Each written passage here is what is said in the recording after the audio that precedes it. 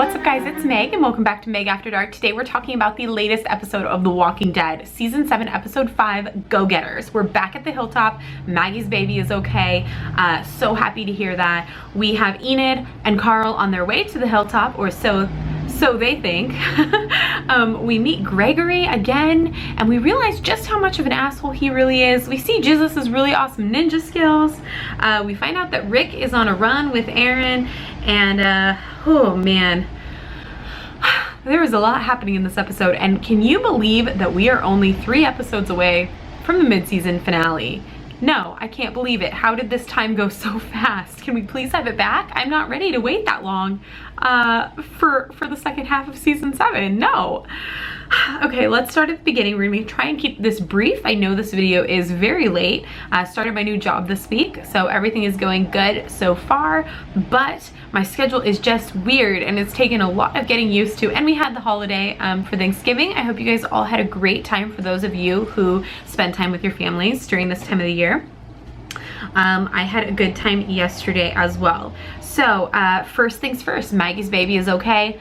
I never doubted that the baby would be okay. I really didn't. It's just kind of following the comic storyline here and I love it so much. But what I really love is this Sasha being with Maggie. And you know, we have 2 deaths now, and we didn't have 2 deaths in the comics. We just had Glenn, and so it was just Maggie and Sophia that went to the hilltop. And now we have this Sasha, this new character that was never in the comics, and now she's here at the hilltop with Maggie. And I love this bond that they have, and it's an awful bond to have, right? You know, you both lose someone that you love in a brutal way. Like, that's kind of an awful way to bond. But they've become very close all of a sudden. You know, they're the only ones that each other has. And I just love seeing them together. I love this interaction because we've never really seen a lot of like positive interactions between Maggie and Sasha. And so to see them kind of form this friendship over something so terrible is kind of amazing. And I really like that we don't know where this is going, that she's at the hilltop with Maggie now and we don't really know where it's leading. We see Jesus come and he brings flowers to the graves, and I love that Sasha was able to bury them. We find out that they actually burned their dead here, so it's nice that there were these graves here. I want to point out before I forget, because, and this happens later in the episode, but I feel like I'm going to forget, or if you guys get bored, you might turn it off before I talk about it. So do you remember, I can't remember what episode it was, but Maggie has been very clear in the past that she does not pray anymore. That, you know, she doesn't pray anymore. Remember in the episode where they killed the wolf, or not the wolves, when they killed, oh fuck, what is his name? The cannibals, the Terminus people. What is his name all of a sudden? It's on the tip of my tongue. Anyways, when Rick and crew killed them all in Father Gabriel's church, okay? And Maggie said, this isn't a church, it's 4 walls and a roof. And she's said many times, you know, she's lost her faith in God. And at the end of this episode, we see Enid has arrived at the hilltop, and Enid and Sasha and Maggie are all sitting there at the table, and Maggie has just told Enid that they don't need to mark the graves, that these people, Abe and Glenn, will live on in Maggie, in Enid, in Sasha, and will live on in their memories. And so they don't have to mark the graves. And she gives Enid the pocket watch, which is just this beautiful moment, and it's gonna make me cry if I talk about it too much. So we're gonna try not to talk about it too much. But Maggie says a prayer, and I need to rewatch the episode because I didn't quite understand what she was saying, but she's praying. And the fact that she has had so much loss in the time since this whole apocalypse started. She's lost her brothers and sisters, she's lost her dad, she's lost Glenn now, and I mean her entire family besides her unborn child is dead now. And the fact that she has just now come back and kind of found a little bit of her faith here, and I'm not sure what that means for her, but she is growing so strong.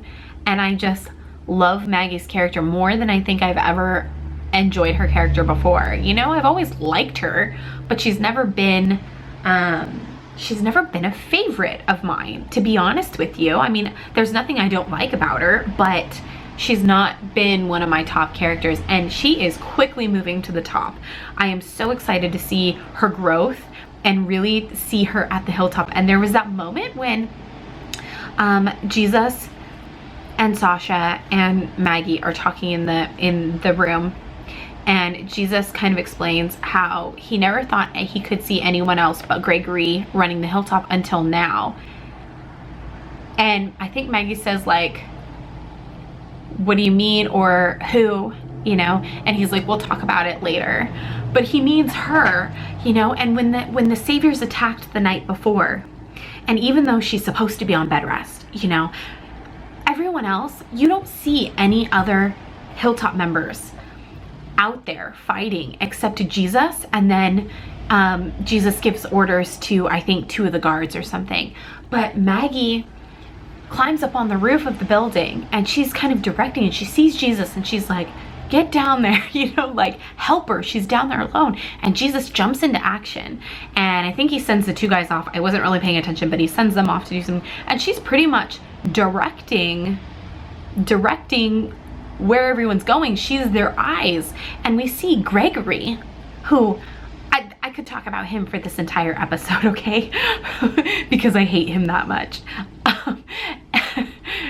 But we see Gregory kind of just slink back into the darkness and let the curtains, you know, fall in front of him. And he wants nothing to do with it. And he's not going to get out there and fight. He's a coward. And it just shows you, and of course Jesus sees that in Maggie, or sees that in Gregory, and then sees the leader in Maggie, and he sees her jump into action and, you know, putting herself at risk. But that's who Maggie is. Maggie would risk everything to save people, and even when she's trying not to, even when she knows like she has to be careful because of the baby, she still can't help it but to help, you know. She can't help herself. She has to help. And I just love that moment when it was just an Easter egg, you know, that Maggie will be leading the hilltop. And I'm so excited to see that the comics are coming to life here. I love the interaction between Simon, Negan's right-hand man, when the Saviors come, and Gregory. It just shows you how awful Gregory really is, that he would willingly give up Maggie and Sasha. Thank the Lord that Jesus, thank Jesus that Jesus was prepared for that. He knew. I mean, I don't know if he knew for sure that Gregory would do this, but he suspected, and he hid Maggie and Sasha in a different place, and lo and behold, Gregory proved him right. And oh man, I love the moment when Maggie said, you know, she punched him, and we all wanted him to get punched by somebody, right? And she's like, I am Maggie Ree. That is my name. You will call me that. You're not gonna call me any of these names. It's Maggie Ree. That was a beautiful moment. It was. And the pocket watch, just that he would be such a snake to steal the pocket watch off of a grave. I mean, you need to die right now in a horrible way, Gregory. I don't even think your comic death is like sufficient for how much I despise you right now. Right? Okay, what else? There was that little moment where Jesus handed the necklace to Sasha, and he had found it before Abraham died or anything. If you remember back when they first visited the hilltop and Abe was fighting, the necklace that Rosita gave him fell off, and that was kind of a symbol, I think, of him ending the relationship with Rosita and pursuing Sasha. And I mean, Jesus doesn't know that, obviously, and when Jesus hands Sasha the necklace, you can kind of see her do this kind of, it's not even really a shrug, but there was definitely an understanding there, an emotion, and I feel like she knew it was from Rosita. I mean, I don't know if she ever saw it on Abraham, but I feel like she knew it was from Rosita. I would really like to see her eventually give that back to Rosita. but I don't know if that'll happen because it looks like she's staying at the hilltop permanently now. Moving along, we have this whole scene with Enid and Carl before Enid even gets to the hilltop. They've had their first kiss. Carl.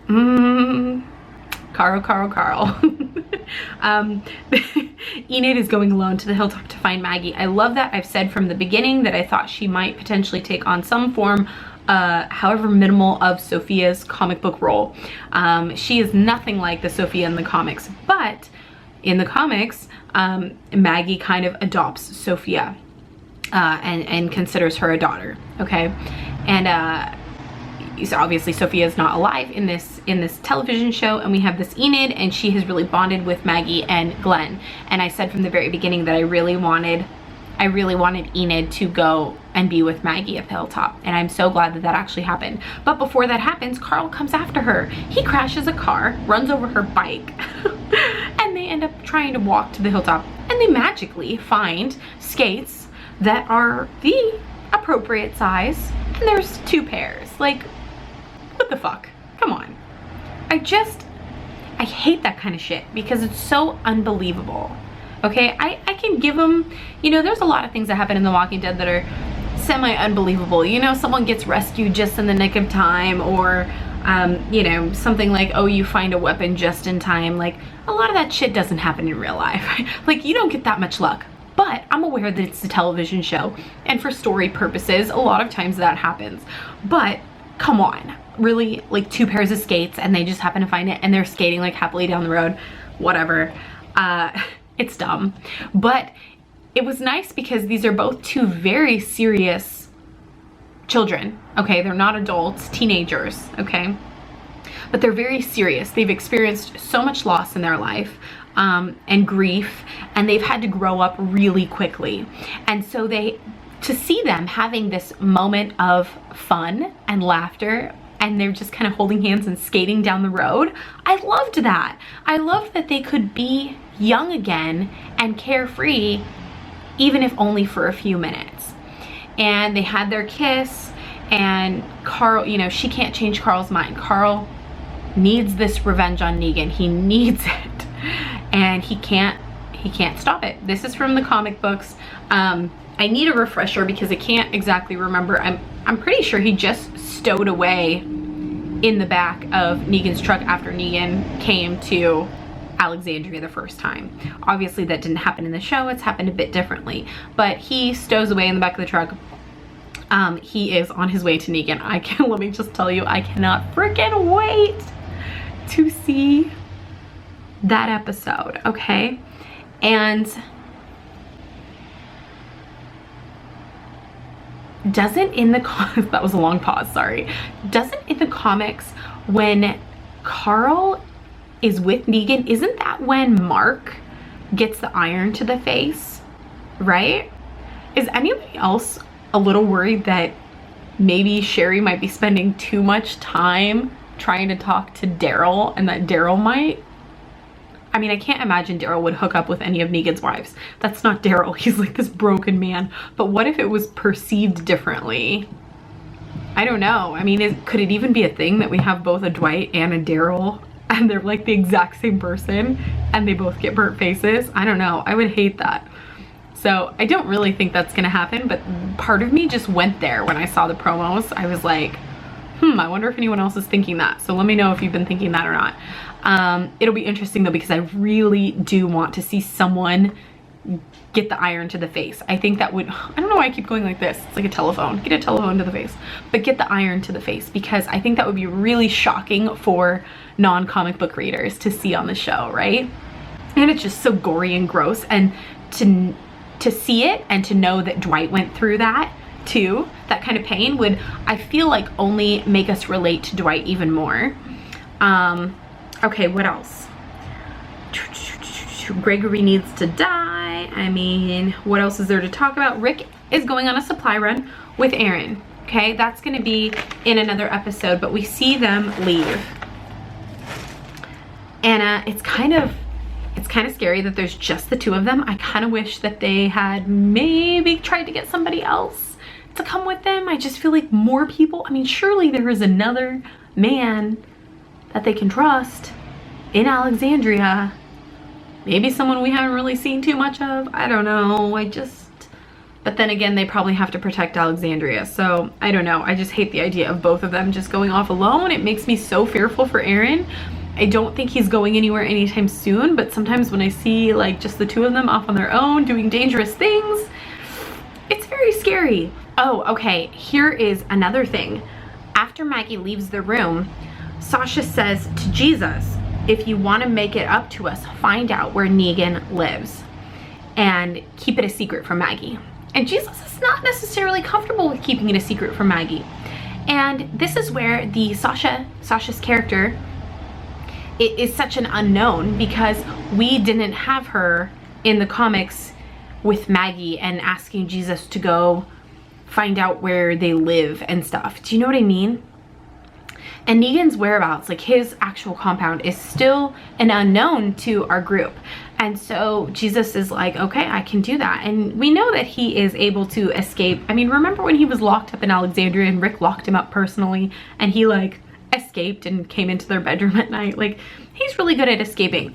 But we have this added factor now that him and Carl are both in the same truck, and that's not how it happened in the comics. So they're both in the same truck. So now he's like, well, Carl is obviously going to do something really stupid, and it's going to potentially put a kibosh on whatever Jesus was doing, because Jesus just wants to observe. He wasn't going to attack anyone. He wants to see where the compound is and then get out of there real fast before he's seen. Well, now he has Carl there, and I feel like he is going to think, I have a feeling, my prediction is that he will still jump out and not be seen, or be seen by Simon but then escape, and Carl will somehow be like, Jesus will escape in order to protect Carl, because he knows that he can't get Carl to come with him. Carl's on a mission. Jesus isn't going to be able to talk Carl out of it. And I don't even really think he's going to try, because it's going to be kind of one of those things where, okay, do what you got to do, kid. I can't fight you on it. And he knows that he needs to get back, you know, he needs to find out where the compound is. So I have a feeling that he's going to escape, find out where the compound is. He's not going to be able to get to Carl, and the whole Carl Negan thing will happen, and Negan will personally deliver Carl back to Alexandria the next time he comes. So let me know what you guys think about that. I think that is it. I honestly, I think that's it for the review. I loved this episode. I'm so thrilled with the way this season is going so far. I'm probably not going to be able to do a predictions video. I want to get my Q&A out, so no predictions this week, but let me know what your predictions are in the comments. We can hopefully talk more about it there. I hope you guys enjoyed this video. If you did, give it a thumbs up and share it with your friends. That really helps the channel. And if you haven't subscribed, please consider doing so. We talk about it every week. We usually do about 3 episodes. I know it's only about 2 this week, but we do reactions, reviews, predictions, Q&As. We also talk about the Walking Dead comic, Fear the Walking Dead, Game of Thrones, all that sort of stuff. So I hope you guys have a wonderful day, and I will see you next time.